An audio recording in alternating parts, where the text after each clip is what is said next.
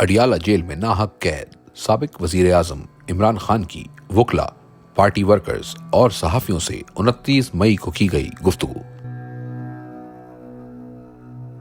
मुझे 2 साल पहले कहा गया कि 3 साल के लिए पीछे हट जाऊं और मौजूदा निजाम को चलने दूं, लेकिन मैं किसी यजीद के कहने पर 3 साल तो क्या 3 मिनट भी खामोश नहीं रहूंगा।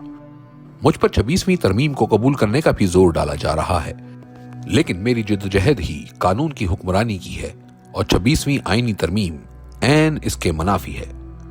मुझसे 9 मई की माफी मांगने का मुतालबा किया जाता है, मगर माफी वो लोग मांगे जिन्होंने सीसीटीवी फुटेज चुराई है, जिन्होंने औरतों की इज्जतें पामाल की, लोगों के घरों का तकद्दुस बर्बाद किया, हजारों सियासी वर्करों को जेलों और अकूबत खानों में डाला और बेगुनाह लोगों को शहीद किया। 9 मई के केसेस की 1 घंटा भी मेरिट पर समात हो तो ये बेबुनियाद मुकदमात फौरी खत्म हो जाएंगे।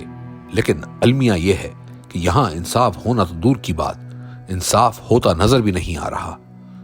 जुल्म से कौमें कभी खत्म नहीं होती, बल्कि नए सिरे से बनती हैं। नबी अकरम सल्लल्लाहु अलैहि वसल्लम ने 13 साल मुश्किल तरीन वक्त काटा, लेकिन आप सल्लल्लाहु अलैहि वसल्लम डटे रहे और बिलाखिर सुरखरू हुए।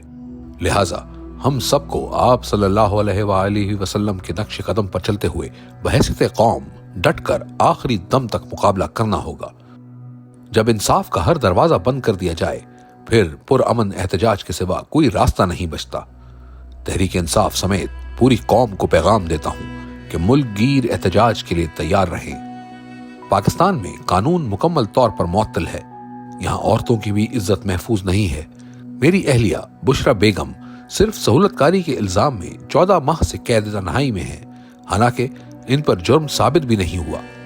Doctor Yasmeen Rashid cancer survivor और बुजुर्ग खातून हैं, मगर इनको भी बेशर्मी से जाली मुकदमात में पाबंद सरासिल किया गया है।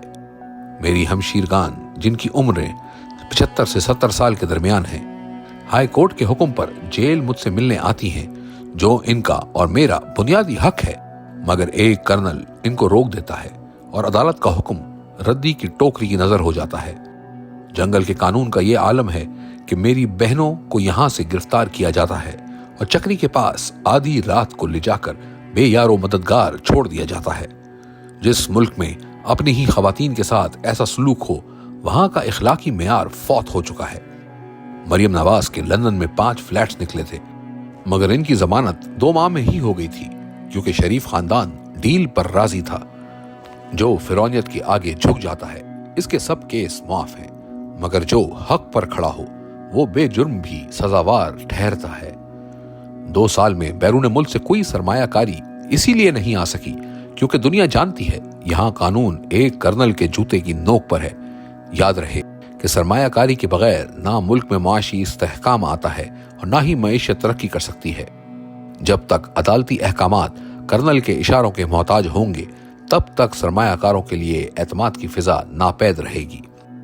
पूरी कौम इंसाफ के लिए अदलिया की तरफ देख रही है, मगर 26वीं आईनी तरमीम करके अदलिया को मफलूज कर दिया गया है। इस तरमीम के पीछे 2 ही वजूहात हैं, एक तो धांधलीज़दा इलेक्शन का तहफ़्फ़ुज़ करना और दूसरा मुझ समेत तहरीक इंसाफ की लीडरशिप और कारकुनान को जेल में कैद रखना और एहतसाब के खौफ के बगैर बुनियादी इंसानी हुकूक की खिलाफ वर्जी करना। 26वीं आईनी तरमीम के बराह रास्त 2 नताइज निकले हैं। एक ये कि अदलिया ने अपने आईनी और रिवायती किरदार के बरक्स इंतजामिया के सामने बिल्कुल सरेंडर कर दिया है। मिलिट्री कोर्ट्स के हवाले से सुप्रीम कोर्ट का फैसला आइन के आर्टिकल 175(3) के मुतसादिम है, जो कहता है कि अदलिया इंतजामिया से अलग है, मगर यहाँ इस आर्टिकल में तरमीम किए बगैर ही एग्जीक्यूटिव को अदलिया के तमाम इख्तियारात सौंप दिए गए हैं। मिलिट्री कोर्ट्स के साथ साथ मखसूस नशिस्तों पर भी बेंच बनाकर तहरीक इंसाफ से ये नशिस्तें छीनने की कोशिश की जा रही है।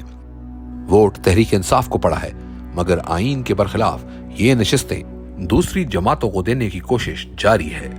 दूसरा ये कि अदलिया इस कदर मफलूज हो चुकी है कि आला अदलिया और जज अपनी मर्जी से मुकदमात लगा ही नहीं सकते। नतीजतन मुझे भी अदालतों से इंसाफ नहीं मिल रहा। कभी मेरे केसेस के लिए बेंच मुकम्मल नहीं होता तो कभी समात नहीं होती। जानबूझकर मेरे मुकदमात को इल्तिवा में रखा जाता है। मेरे बुनियादी इंसानी हुकूक भी मुअत्तल हैं। जेल मैनुअल के मुताबिक جو حقوق ایک عام قیدی کو حاصل ہوتے ہیں مجھے وہ بھی نہیں دیے جا رہے۔ میرے بچوں سے میری بات نہیں کروائی جاتی، میری اہلیہ سے ہفتے میں ایک طے شدہ ملاقات بھی روک دی جاتی ہے، اور تو اور میری کتابیں تک روک لی جاتی ہیں۔ یہ سب صرف اس لیے کیا جا رہا ہے تاکہ میں ٹوٹ جاؤں۔ پہلے قاضی فائز عیسیٰ کے ذریعے پاکستان میں فسطائیت جاری تھی، اور اب 26ویں ترمیم کے ذریعے ظلم کو تحفظ دیا جا رہا ہے۔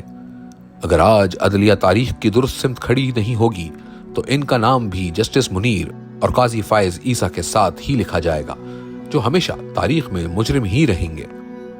میری طرف سے سلمان اکرم راجہ بنیادی انسانی حقوق کی خلاف ورزیوں، عورتوں سے بدسلوکی، 26ویں ترمیم اور کرنل سطح کے لوگوں کی جانب سے مسلسل توہین عدالت جیسی قانون کی پامالی پر سپریم کورٹ کے دونوں سربراہان اور ہائی کورٹ کے ججز کو خط تحریر کریں۔ یہ بوجھ ججز کے کندھوں پر ہے کہ وہ انصاف کا نظام قائم کر کے تاریخ کی درست جانب کھڑے ہوں۔